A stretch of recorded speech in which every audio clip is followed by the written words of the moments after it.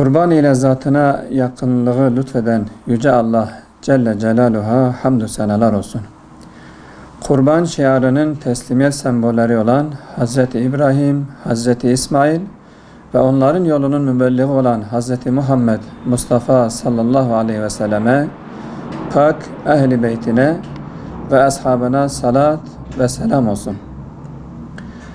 Cahiliye döneminin tüm kalıntı ve tortularını silip süpürerek ümmeti pak eden kutlu Nebi sallallahu aleyhi ve sellemin cahiliye adet ve eğlencelerine karşı ümmetine müjdelediği sevinç ve neşe kaynağı iki bayramdan biri olan Kurban Bayramı'nı idrak ediyoruz.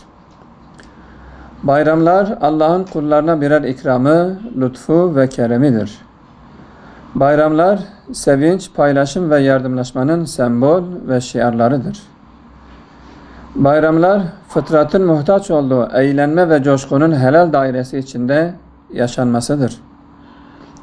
Bayramlar dost, akraba ve komşuların ziyaretiyle silah-i rahmin icrası ve İslam kardeşliğinin inşasıdır.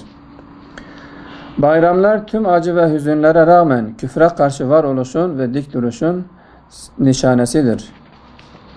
İbrahim'i bir miras olan hac ve kurbanı içinde barındıran Kurban Bayramı ise Allah Celle Celaluhu'ya yakınlığın güzel bir vesilesidir.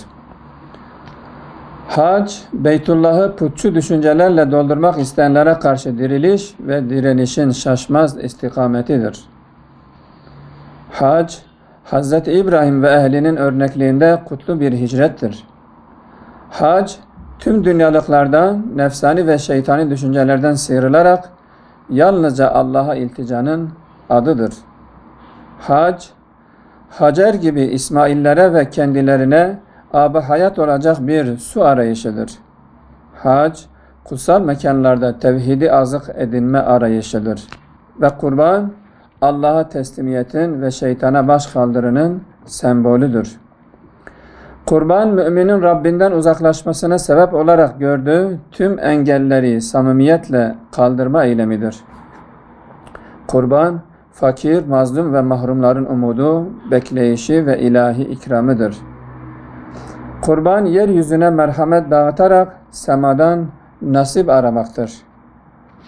İşte bu duygu ve düşüncelerle İslam aleminin Kurban Bayramı'nı tebrik eder, başta Kudüs ve Mescid-i Aksa olmak üzere İslam ümmetinin kurtuluşuna, küfre karşı tüm Müslümanların vahdetine vesile olmasını Yüce Rabbimizden niyaz ederiz.